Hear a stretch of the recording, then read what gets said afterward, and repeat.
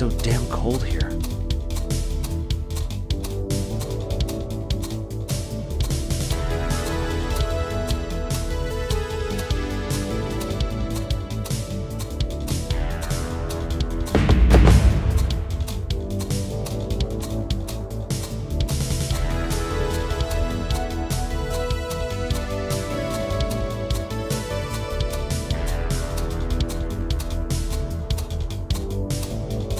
Grown older, I've noticed just how cold winters can be. Each year just seems so much chillier than the last.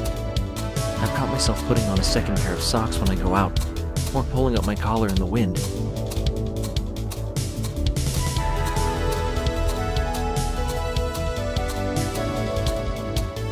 It wasn't always like this. Well, not so long as I can remember. Every day as a kid felt like a perfect day. In fact,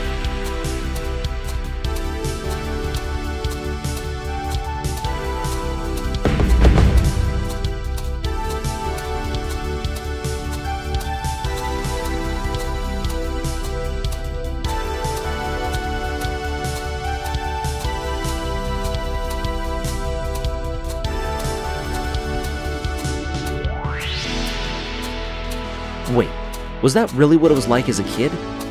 I'm almost sure that's right. Maybe?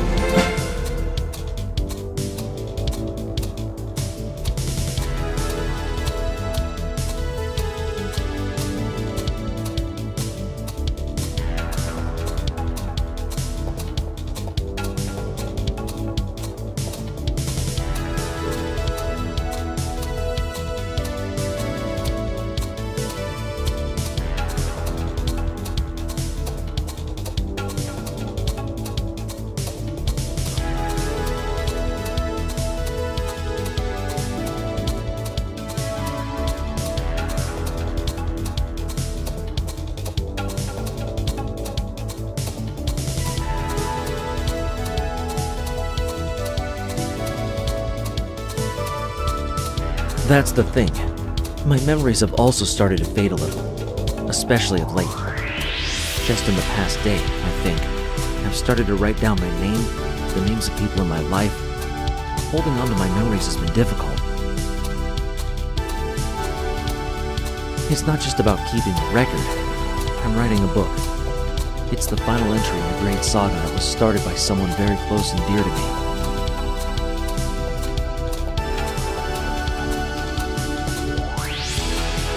There are a few areas in my life that I can at least recall with some clarity. Not all of it, but some of it, at least. You know, the very first thing I can remember was one of the happiest times in my life. Just thinking about bits of it always makes me smile.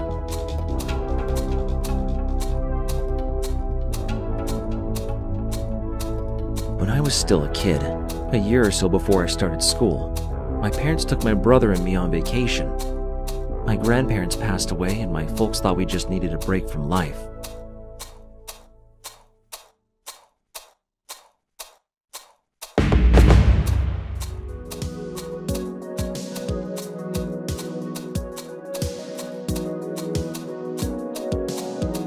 They took us to a toy town somewhere out east. When I say toy, I mean miniature town, almost like a theme park. Everything was miniature.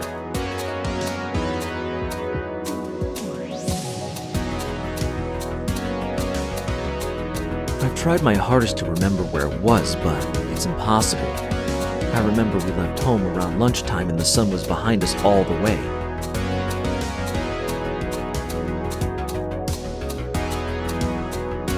My father complained about how it shone so brightly in the rearview mirror of our old station wagon, and my mother kept telling him he should have brought his sunglasses with him.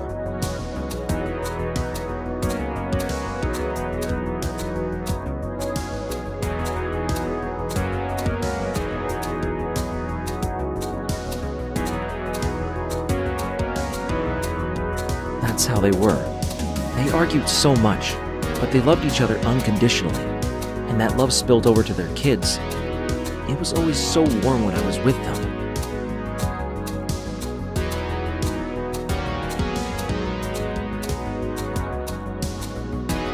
The little toy town was located deep in a forest surrounded by a calm river and boulders. I remember the river so clearly because Sam?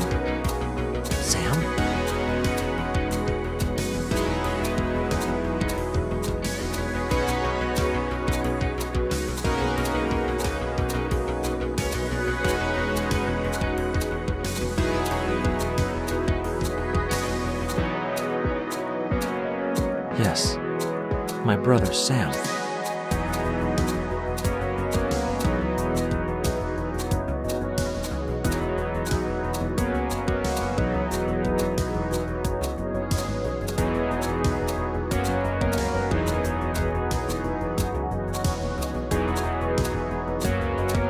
Well, Sam and I wanted to play in the river. We wanted to see if there were any fish. The prospect of catching one excited us, but who knows where we got the idea from.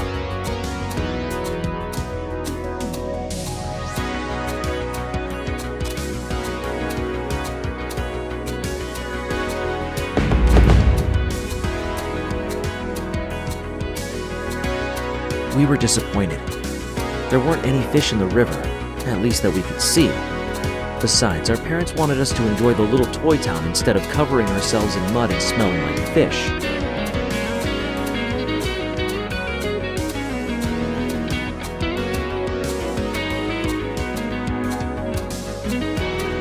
That whole area smelled so much more comforting than home.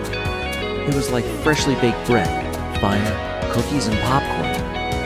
There was just something about this place that made me happy, that made me feel safe. Even as a kid, I knew it would be an important memory to me. We arrived as the sun was setting, which was all the more reason our parents wanted us to not play in the river after dark.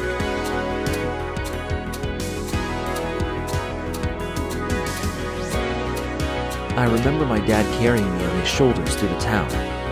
My mom held my brother's hand. Sam was just 2 years older than I was, and too large to be carried on anyone's shoulders.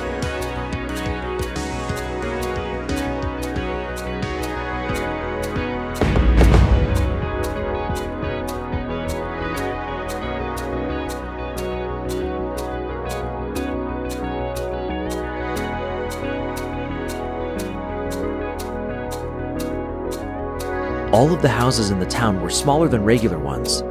It was a toy town after all. Everything seemed so large to me.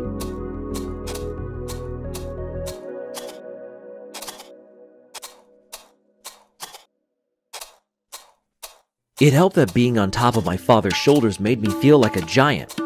If a big scaly lizard or some ancient monster suddenly attacked, my dad and I would have been able to take it on.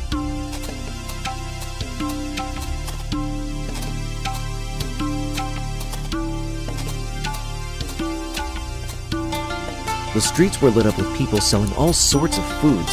Fires roared, and people kept cheering. I clapped my little hands all that night.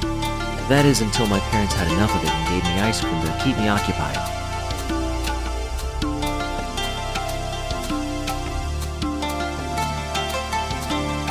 Some of it dripped down onto my father's head, but I'm still not sure that he ever noticed. I guess he was happy that he had a moment of peace.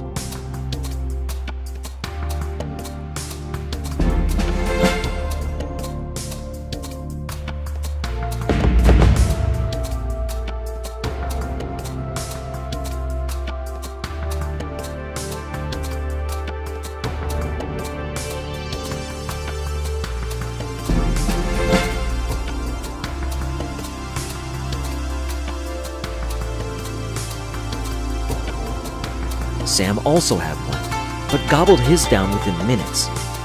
I was content to keep licking the chocolate off my hands.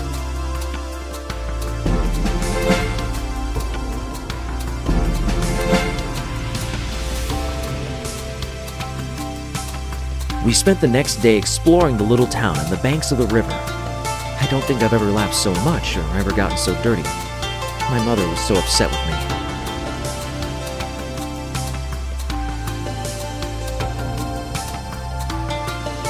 She said, "George, Jeff, Grant, just look at these two." And my dad said, "It's okay, just let them be kids." He said to my mother, my mother's name was... I'm almost sure I heard a siren in the distance. There's part of the memory that's red and blue, but that can't be, right?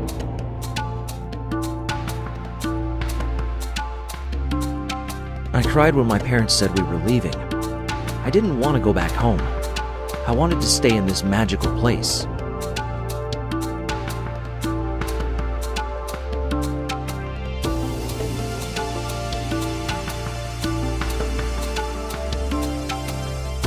It was one of the happiest moments of my life, and I'll never forget it. Well, at least I've written some of it down, so I'll never forget it.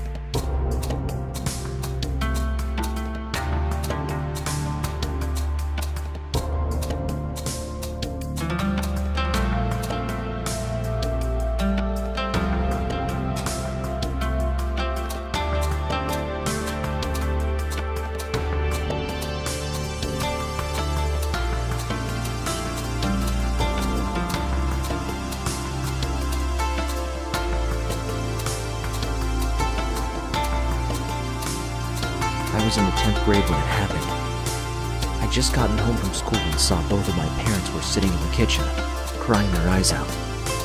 Sam was upstairs in his room, fast asleep. He was diagnosed with stage 3 cancer. There was a chance that chemotherapy would help him to live longer, but there was also the chance it wouldn't.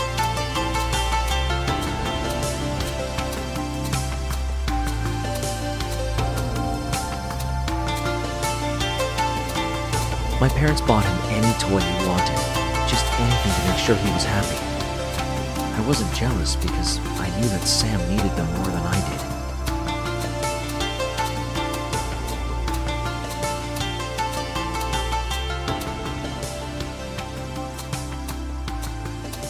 When it was time for Sam to go to his first session, I didn't know what to do.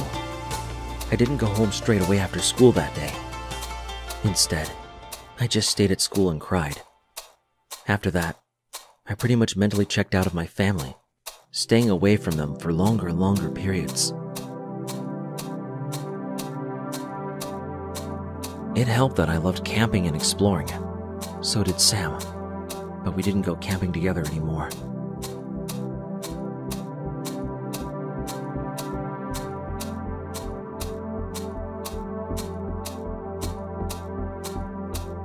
I didn't make any sports teams. Throwing a ball around or running with other people just wasn't all that exciting to me. Instead, venturing into the unknown and discovering new places is what I loved.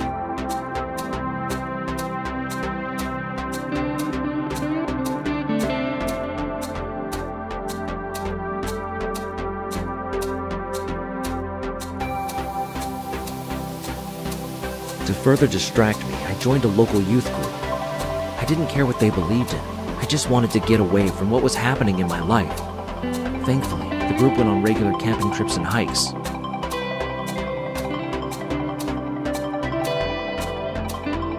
A few of us would stuff our backpacks with some clothes, snacks, and sleeping bags, and then just go into the forest for a weekend. It was heaven to me.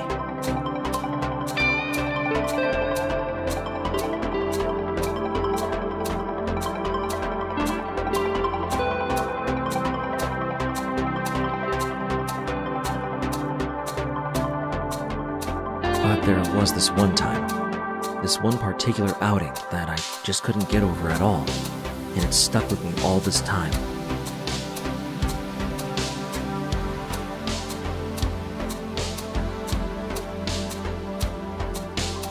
I'd slept almost the entire car ride to the camping spot. I was exhausted after weeks of studying for exams and was looking forward to getting away from school, away from my brother, away from my parents, and just out into the woods.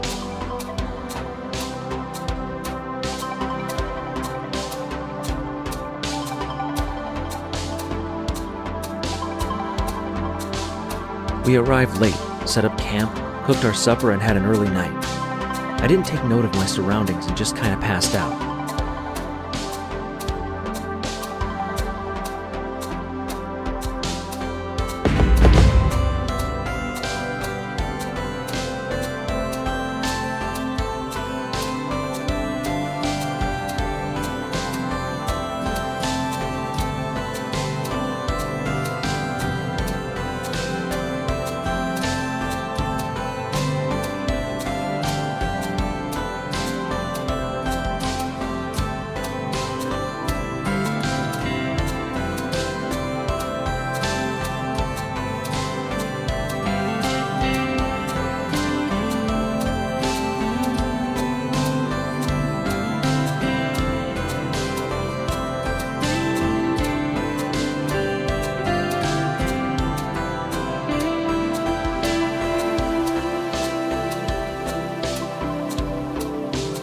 I woke up before everyone else the next morning.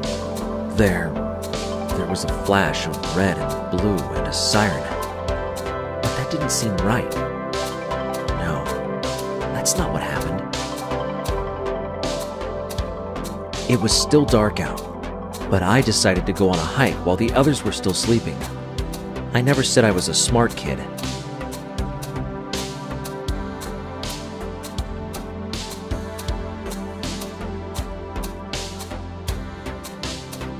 As I walked, I heard the sounds of a flowing river, so I headed towards it. It wasn't long before I could see a stone building in the distance.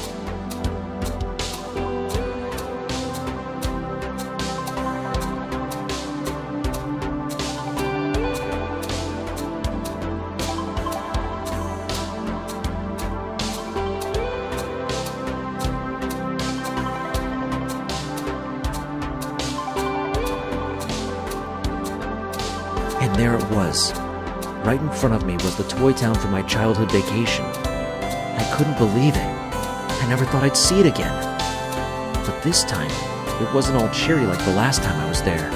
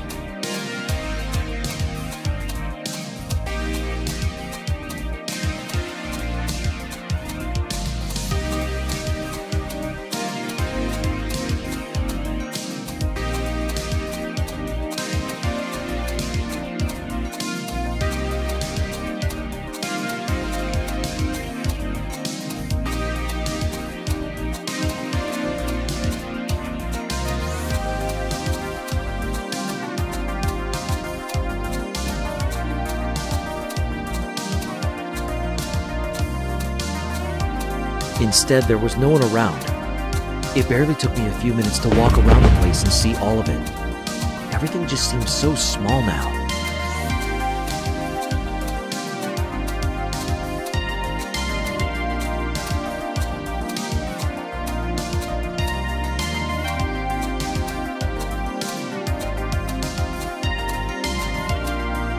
It didn't make sense. When I was a kid, the place was huge to me. The streets went on forever, there were markets and so many people. It was huge.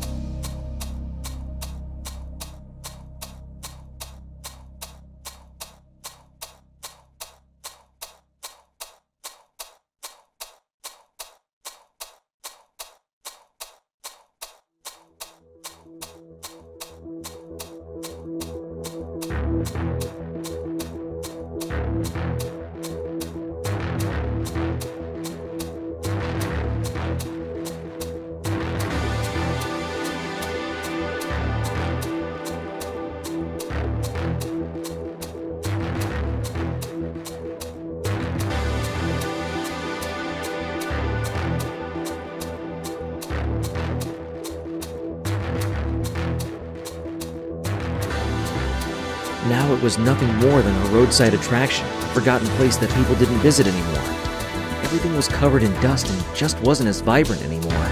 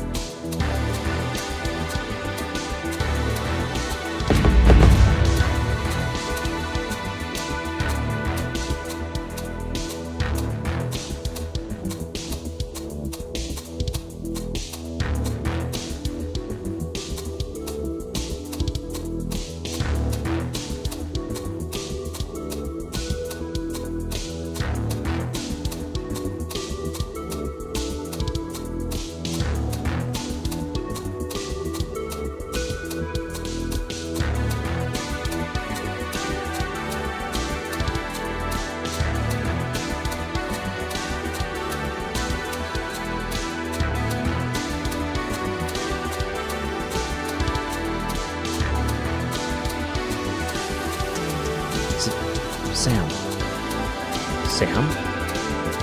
Sam and I love that place, and I wish I could have brought him with me. It was late when I got home that Sunday night. Just before I reached the front door, it swung open and my parents rushed out, pulling on their coats.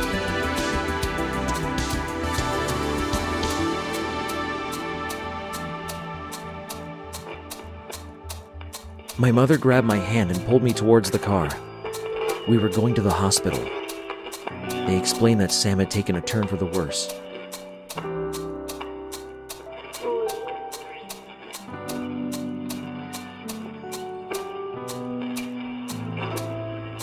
The doctors had called a few hours earlier to say his organs were failing. My parents waited around for me to get home. Neither of them wanted to see him without me there.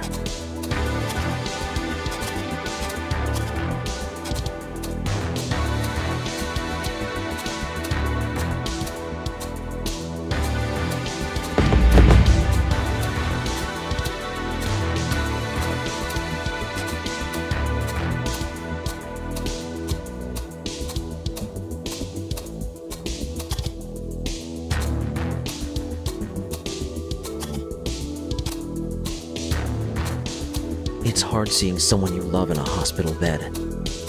When we got there, his eyes were almost shut, but he still smiled as we entered the room.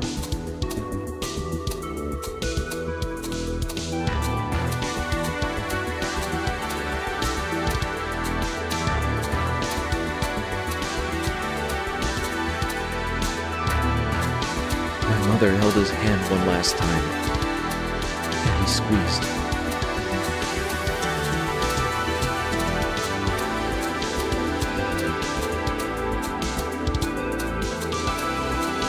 That was it.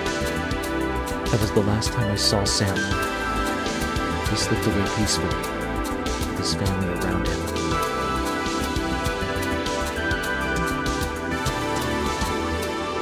I wish I was there more for him. Death is a hell of a burden to place on a kid, but he understood it. I never did.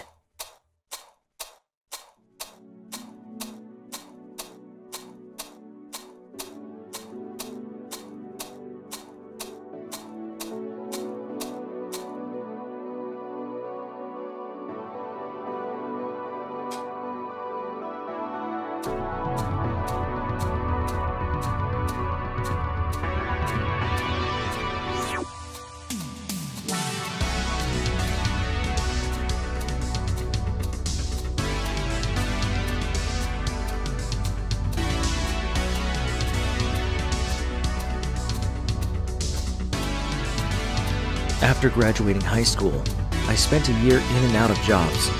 My brother's death hit the family hard, and I just couldn't bring myself to study anything. My parents wanted me to be an accountant, a steady job they said, but I couldn't.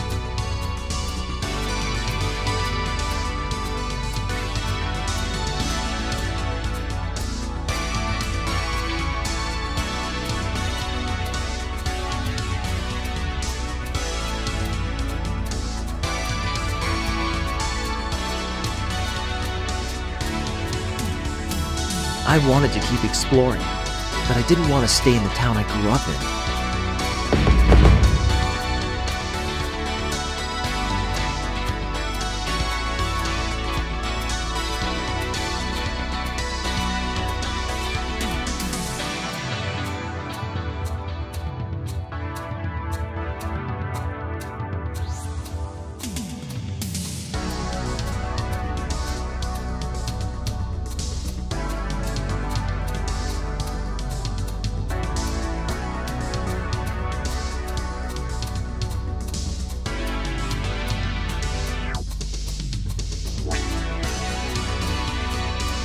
It just seemed too small for me. I'd already seen the same people every day for almost 20 years. The world was big, and I'd only seen a fraction of it.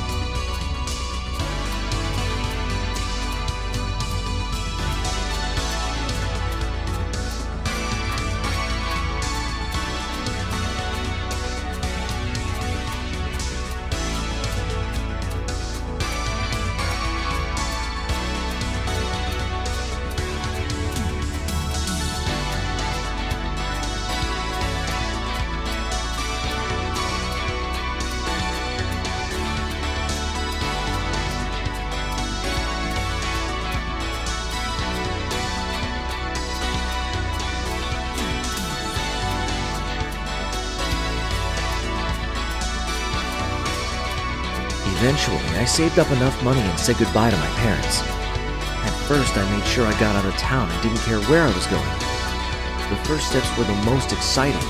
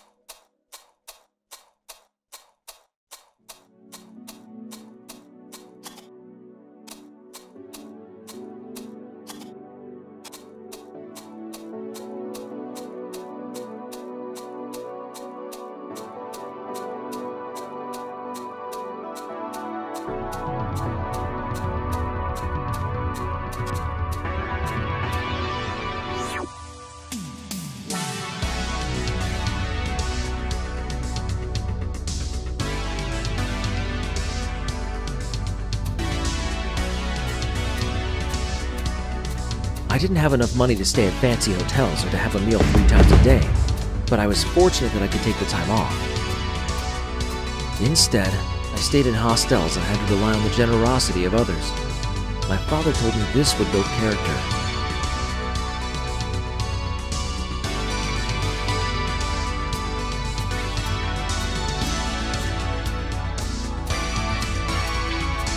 I eventually realized he was right, but I hated having to go through the realization.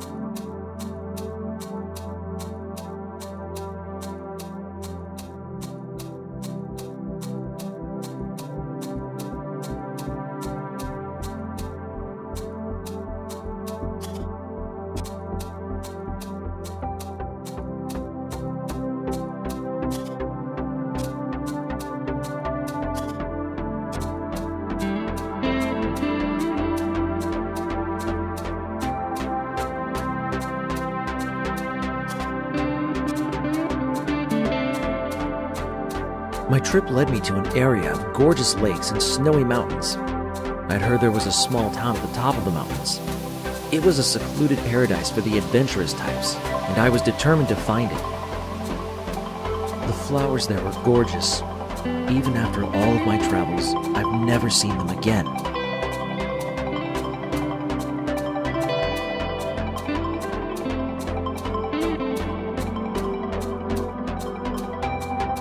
While staring off at the sights, I lost my footing on the side of a wooden walkway. At first, I managed to gather myself, but one of the boards snapped in half and I fell down.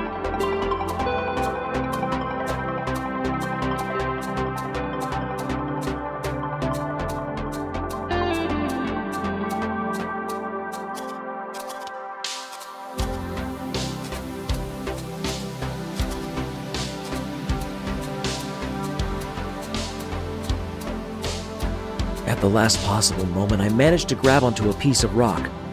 There I was, hanging off the side of a cliff with one hand, slowly losing my grip. It wouldn't be long before I fell into the icy waters, taking my last breath as I froze to death.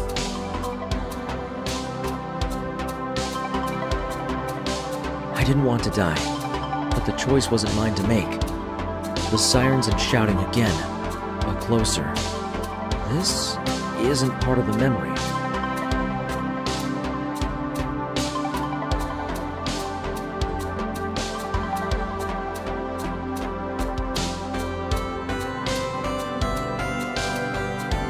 As I started to give out hope, a hand reached down and grabbed mine. It wasn't as strong as I was, but it was enough to help me climb back up to the walkway.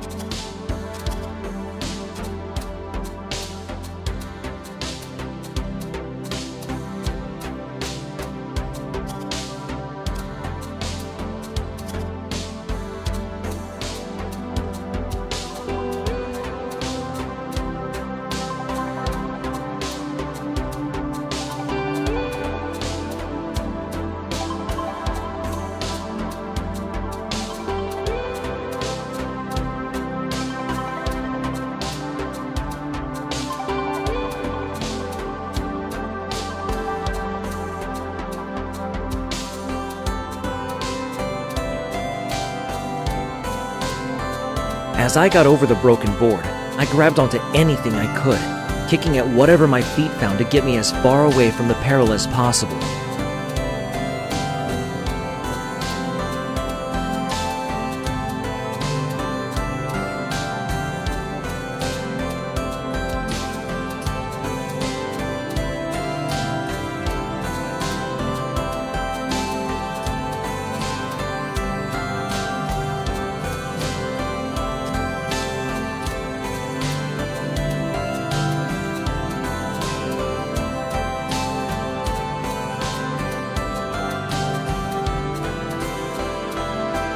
"Hey, are you all right?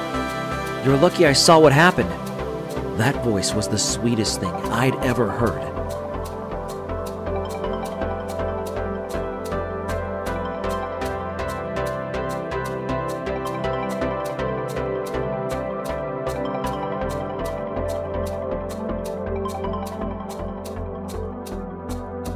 She introduced herself as Alex. She knew there wasn't any time to call park services and had to help me. She's the bravest person I've ever known.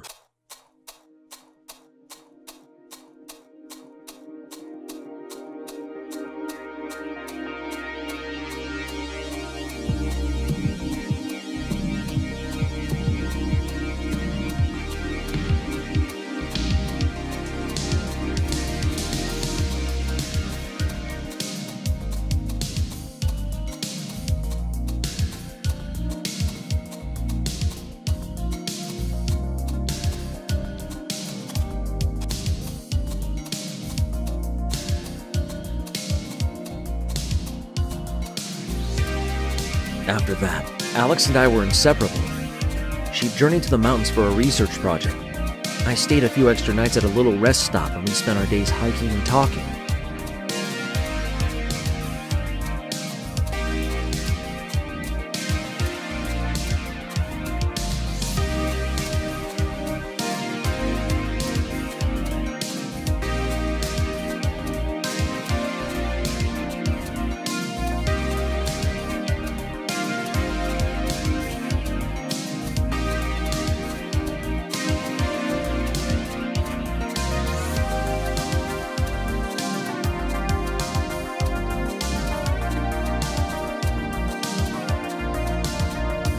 That's how I met the love of my life.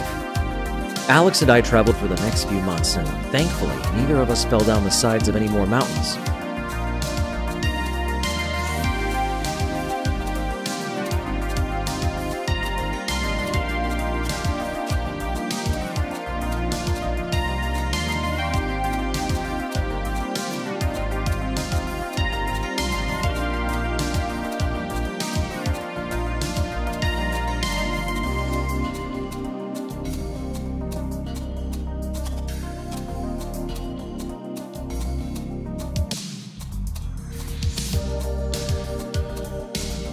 We just got each other, you know? We had little jokes between us, the way we thought about the world, everything just clicked.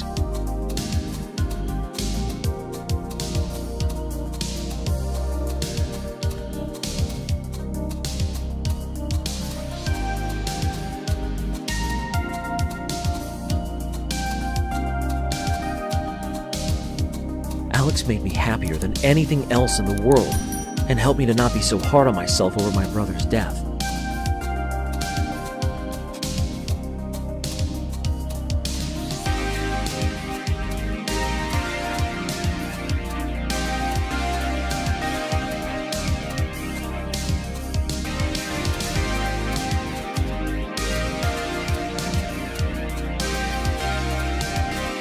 This was going to be an amazing new chapter in my life.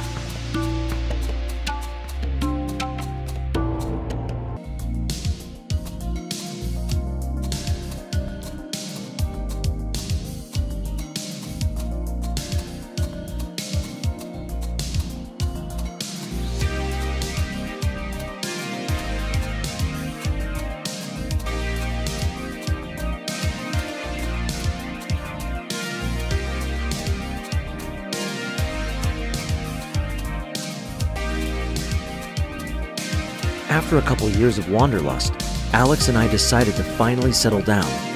We still wanted to keep exploring the world, but it was also time to set down some roots. It wasn't that we were just getting older, but rather that we both wanted more stability, and we wanted to start a family. Have a couple kids, a suburban house, attend school meetings, have a white picket fence, a dog, that sort of thing.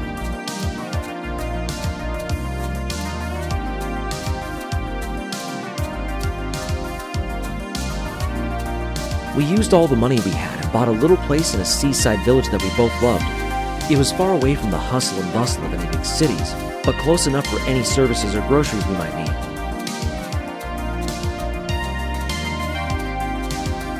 That village was kind of a place where everyone knew each other's name. We made a lot of friends. It was paradise.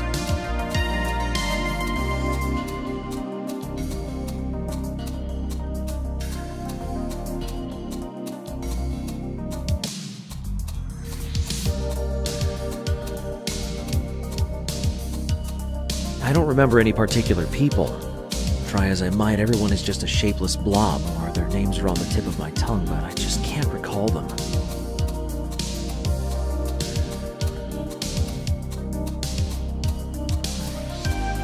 It wasn't long before Alex was pregnant. We named my first son Sam Jr. after someone in my life. I think they were important. Must have been. But I can't quite remember why right now.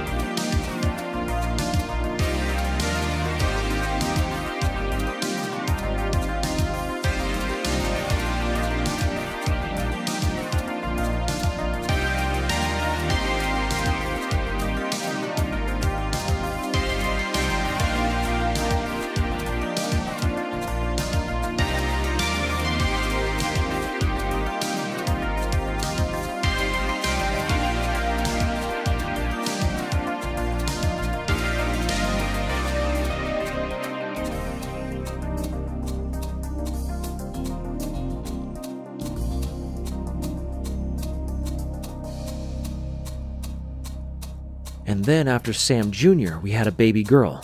We named this one Sam. No, that's not right. That was the name of our first child. We named the second one.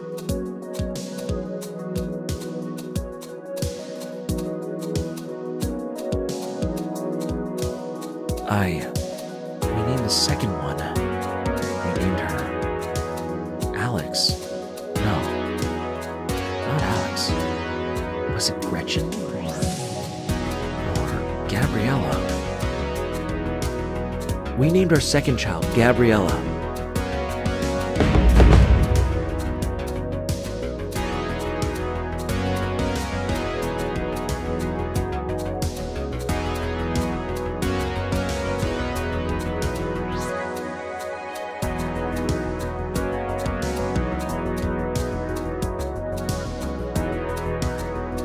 Life was good.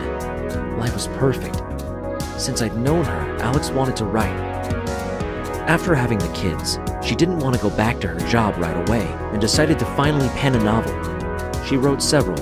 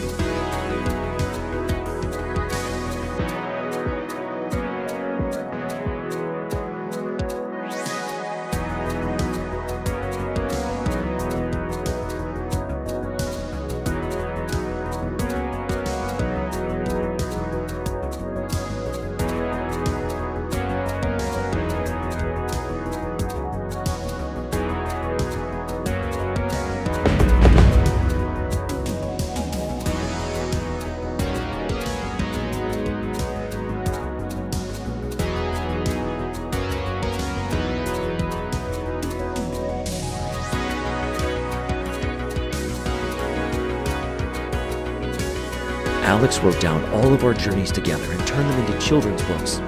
She had to embellish a few parts, after all. We didn't meet any dragons or sentient flies in real life. Our kids loved them, and I was glad they had a memento from their parents.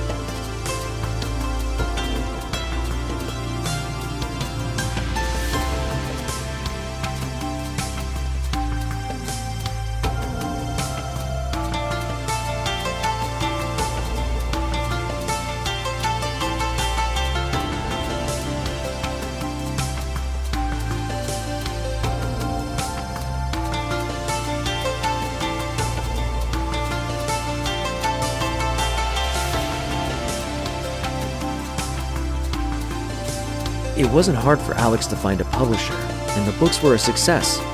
She decided not to return to her regular job.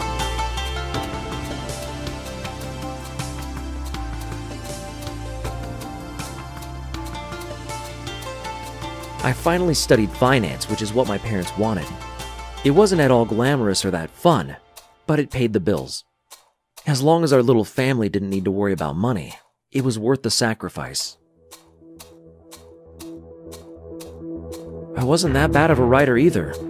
It's what I'm doing right now, and I know only my editor will ever read this book. I'm sure I mentioned that at the beginning, right?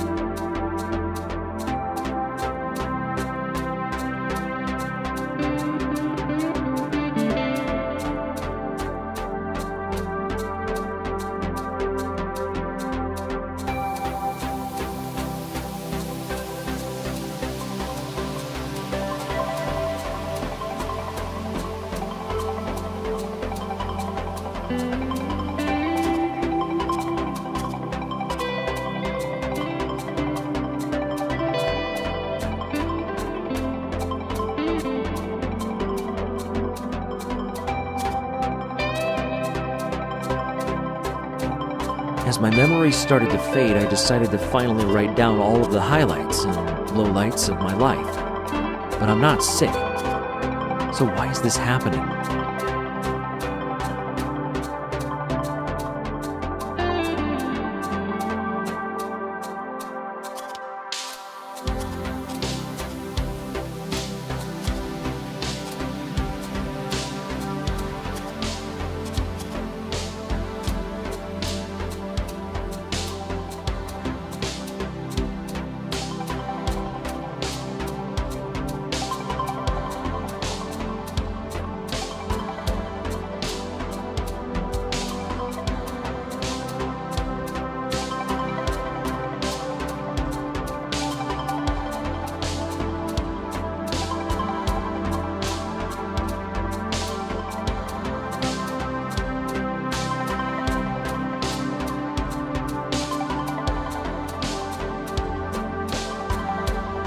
It's not the kind of book Alex would have written, but it's one I needed to. Writing can be quite therapeutic and good for the soul.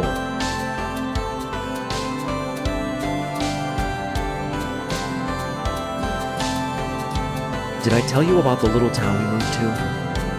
Oh, of course, I did. I'm sorry. Things can get a bit hazy now and then. It's kind of funny. You never think of autumn when you're surrounded by sand and the ocean, but it came. The leaves on the trees turned a bright orange and then a dull brown.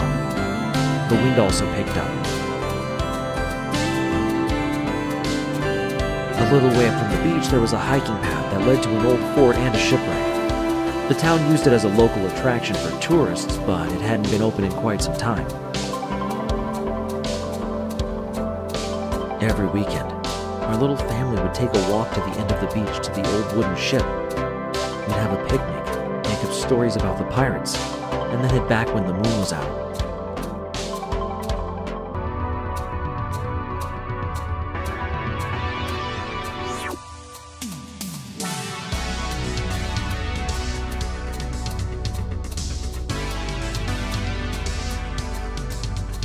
This is the part that I hate.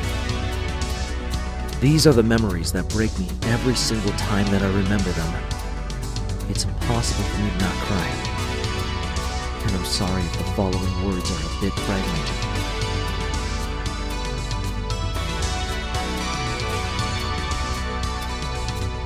Alex's cough stayed with her and only got worse. The local doctor said it was nothing more than allergies.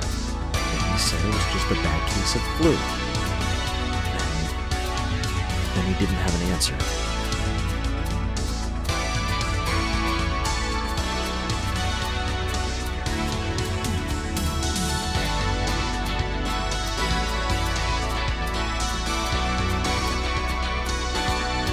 A few months went by, and Alex still wasn't better.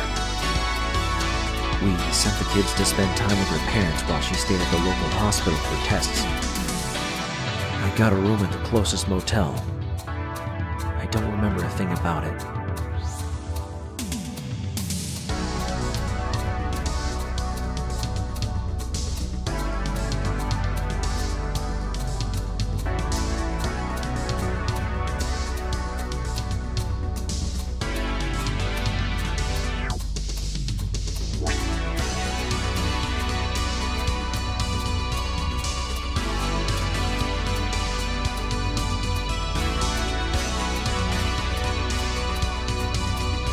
After 2 days, the doctors finally came back with the results. It was cancer. It was the same as him. It grew slowly, but it was more difficult to get rid of.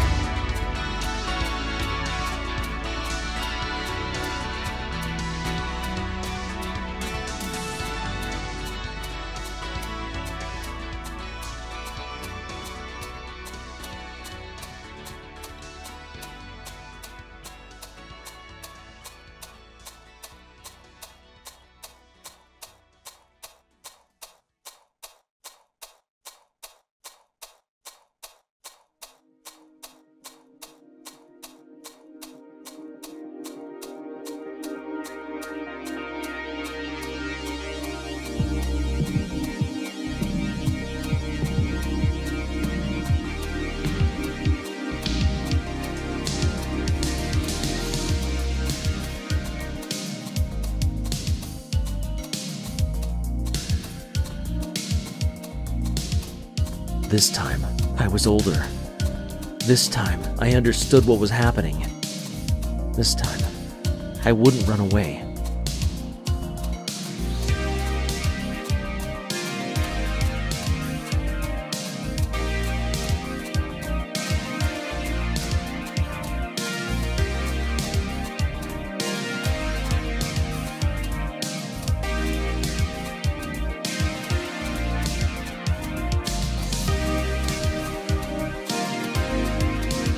But I so badly wanted to run away.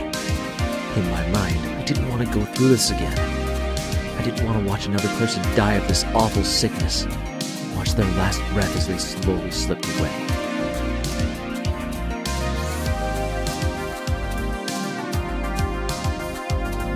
Alex and the kids needed me.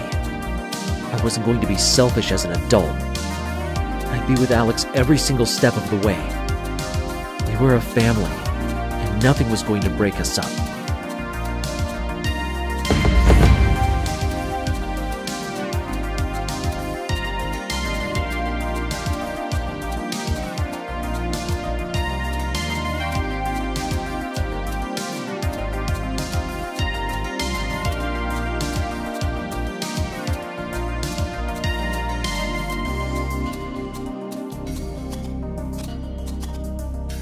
After a long bout of chemo, she started getting better. She still spent most of her days in bed, but slowly and surely she was starting to find the strength to do the things she loved.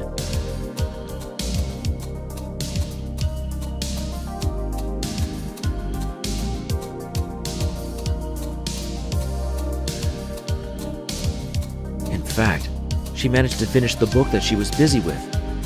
It was about our adventures at the beach, how we'd found an old pirate ship, and how the kids had to save us from an evil pirate king.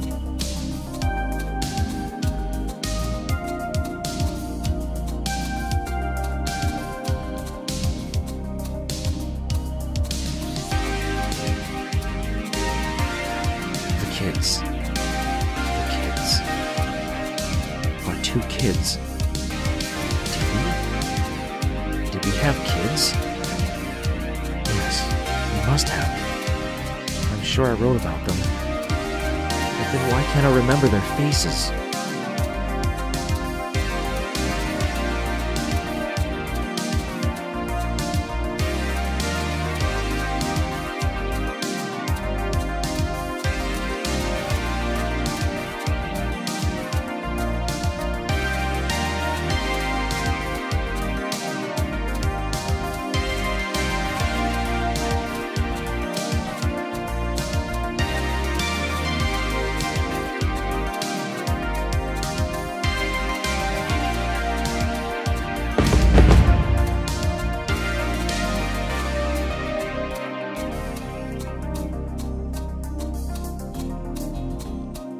Our weekend walks turned into weekend hospital visits. The drive was long and the kids were always exhausted. We made a little celebration of it and stopped at the local diner along the way so the kids could have milkshakes.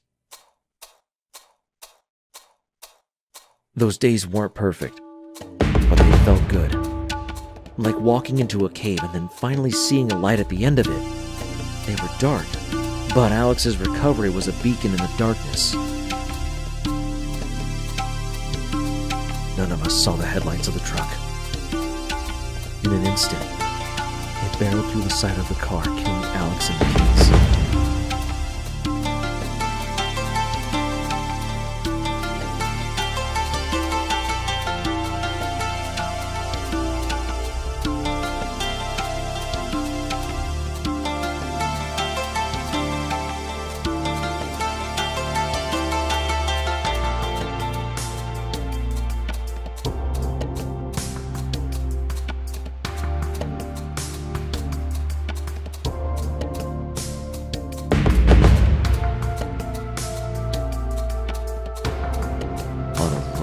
Between a diner and a hospital, the car lay crumpled and upside down. Darkness covered all of the passengers, but only one could see it.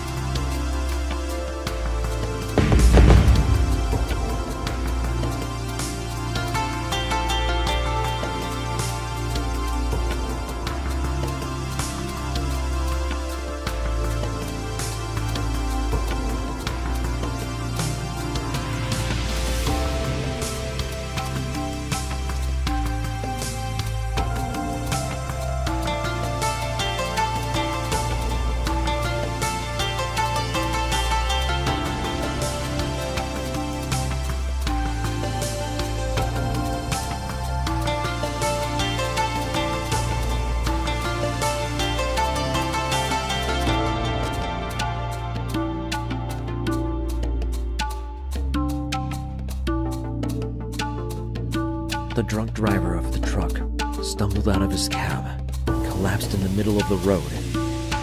It felt like forever before another traveler drove past and helped us.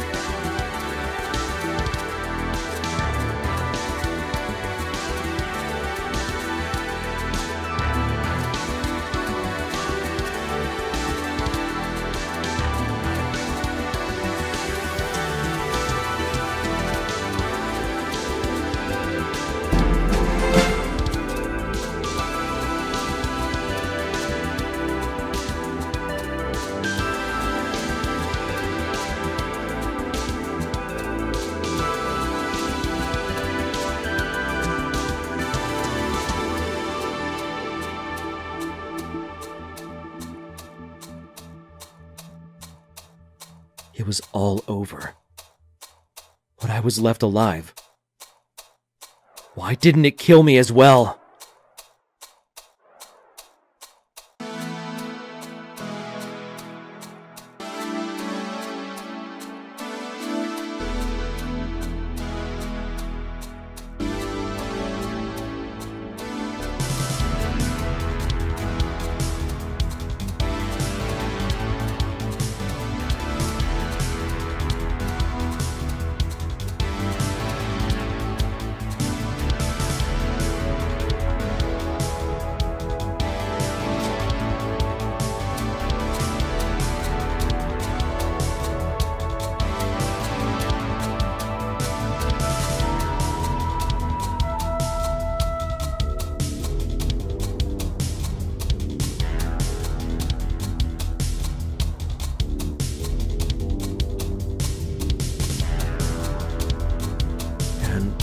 Now we come to the final chapter of the book. This is the last part of my life that I can remember up to writing those words.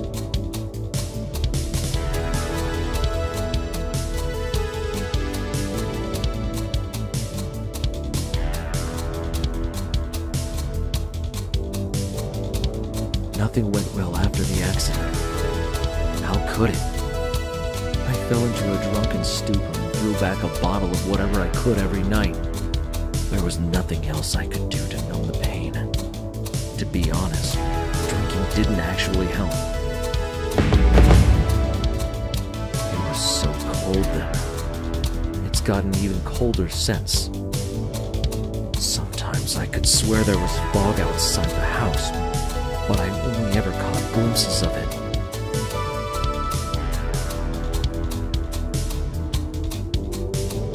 In the middle of one of my binges, I had the bright idea of taking a drive. I decided to get in my car, say goodbye to the sunny town, and just hit the road. Just like when I was a teen. I wanted to get away from the house. I picked a direction and drove.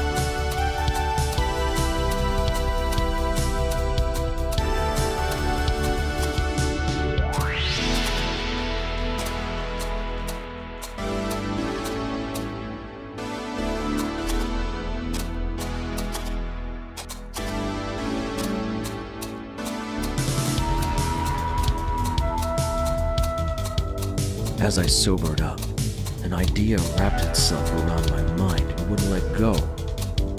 I should go back and visit my old family home. My parents were long gone, but the house would still be there. I'm sure it will be.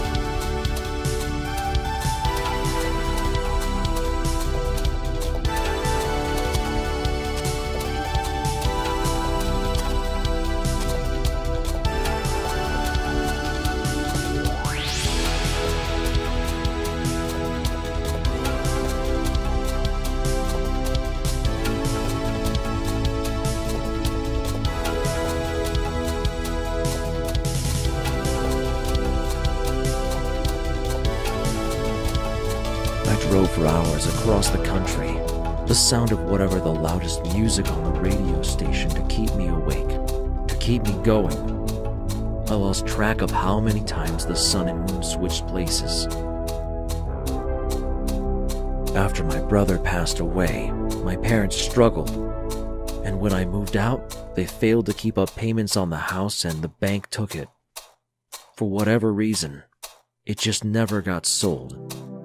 And since there was no one looking after it, the house itself died. Even with the boarded up windows and the front door hanging off its hinge, it still looked like home. Albeit derelict, but still a comforting sight that I wish I could have shown to Alex. I just never got around to showing the place to her and the kids. I regret that.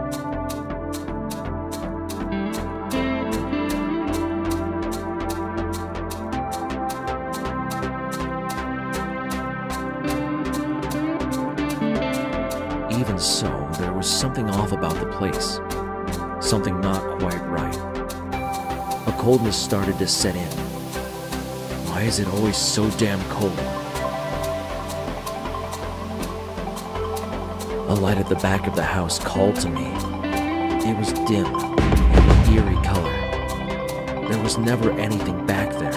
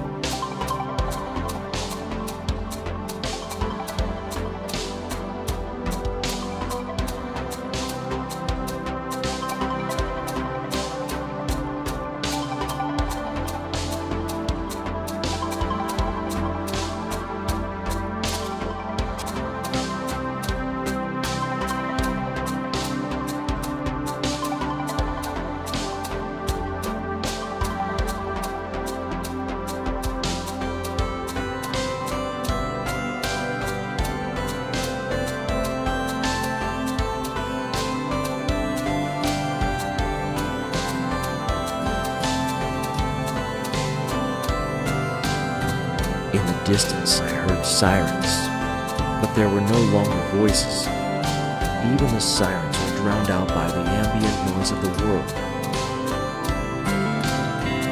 I headed towards the light. The irony. There was nothing at the back of the house that could be making it. Instead, it shone through the thicket of trees down into a valley.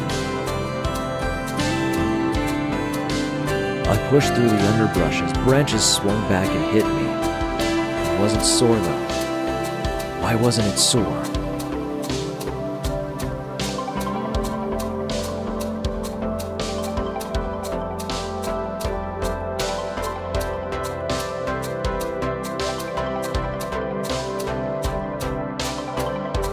After a little while, I saw it. After all these years, I finally found that old toy town from my childhood. It looked as perfect as it was when I was a kid, decades ago. It was nothing like the place I saw on the camping trip. People danced and cheered. Stalls were selling all manner of delicious foods and fires roared.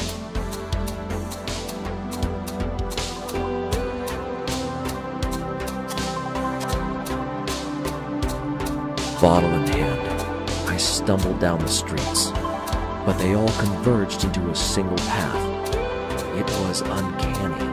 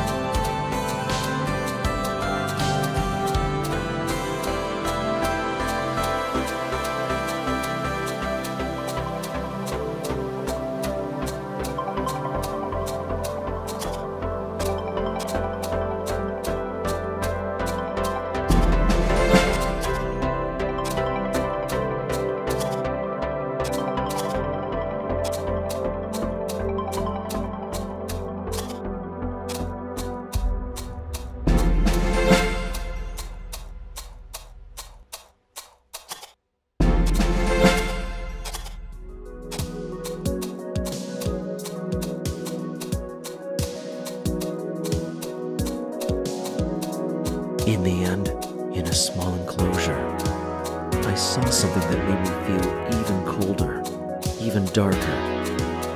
It was a tombstone with my name on it. No, that's not right. It can't be right. I lived. I'm alive.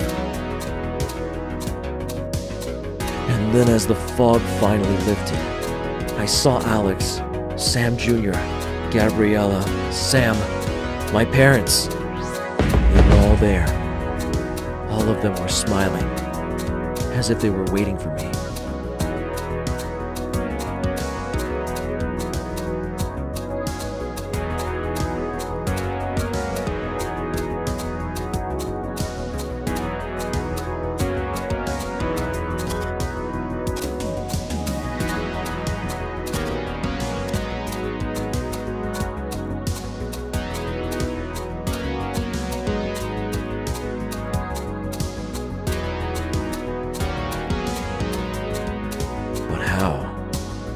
How is that possible? The only solution is that I'm with them. The drive over, the sirens, the shouting.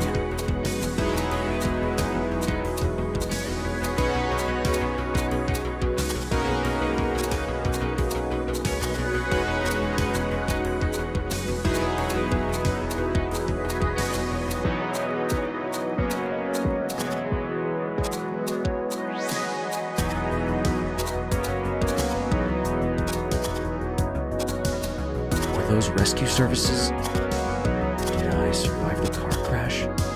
Am I dead?